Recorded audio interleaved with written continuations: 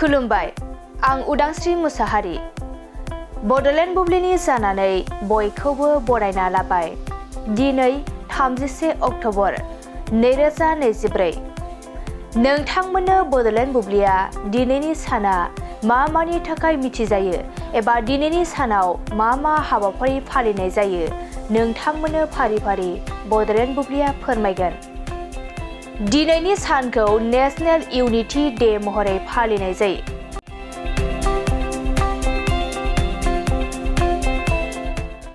सरदार वल्लभभाई पाटेलनि जोनोम सान आरो हादोरनि खौसेथियाव बिथांनि बिहोमाफोरखौ मान होनो थाखाय 31 अक्ट'बराव भारतआव हायुङारि खौसेथि सान एबा राष्ट्रीय एकता दिवस फालिनाय जायो आरो भारत सरकारा उदांस्रिनि उनाव भारतखौ खौसे खालामनायाव पाटेलनि बिफावखौ गनायथि होनो थाखाय 2014 मायथाइयाव हायुङारि खौसेथि सान गायसनदोंमोन।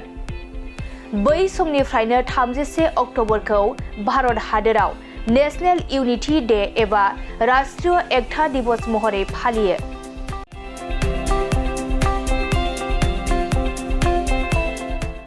बेनि अनगायैबो दिनैनि सानखौ दीपावली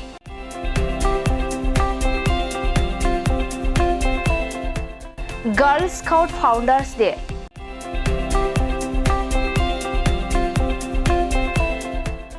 आरो बुक्स फर ट्रेड डे महरै फालिनाय जायो।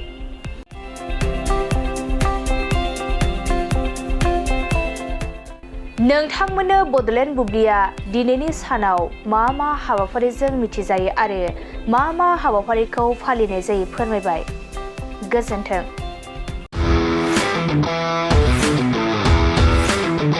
गोजोनथाव खौरां टिभिएसनि गारि लानो गोसो गुदुं जानाय सुबुंफोरनि थाखाय मोनसे गोजोनथाव खौरां। चिरां जिल्ला बिजनीनि बागुरुम्बा टिभिएस गारि श'रुमा नोंथांमोननि थाखाय दुर्गा फुजानि धामाका अफार लानानै फैदों। बाइक आरो स्कुटि गारि सालायनो मोजां मोनग्रा रायजो राजाफोरनि थाखाय बागुरुम्बा टिभिएस गारि श'रुमा धामाका अफार होना नोंथांमोननि गेजेराव मोनसे मोजां खाबु होगासिनो दं। बिजनी स्टेट बेंकनि साखाथिनि CRPF केम्पनि उल्था सोनाब फारसे थानाय बागुरुम्बा टिभिएस श'रुमाव डाउन पेमेन्ट होनानै नोंथाङा टिभिएसनि गारि लानो हागोन। नोंथांमोना बागुरुम्बा टिभिएस श'रुमाव फैनानै नोंथांनि लुबैनाय बायदि टिभिएसनि गारिखौ लांफैनो हागोन। टिभिएसनि गारि सालायनो मोजां मोनग्रा रायजो राजाफोरनि थाखाय बागुरुम्बा टिभिएस श'रुमा बेनि अनगायैबो गोबां मोजां अफार लाबोदों। बेफोर अफारफ्रानो जाबाय जेरै गंनै हेलमेट फ्री, फुल टिंकी पेट्रल फ्री एसर गिफ्ट आरो टिभिएस कम्पानिनि गासैबो मडेलनि एक्सचेन्जनि खाबुआ एभेलेबल जागोन।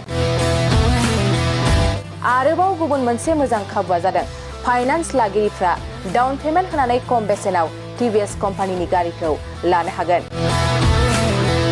लोगोसे आबुङै मिन्थिनो आरो बुकिं खालामनो थाखाय 7002132259 एबा 8638131734 जानबुं नम्बराव कल खालामना खौरां लानो हागोन।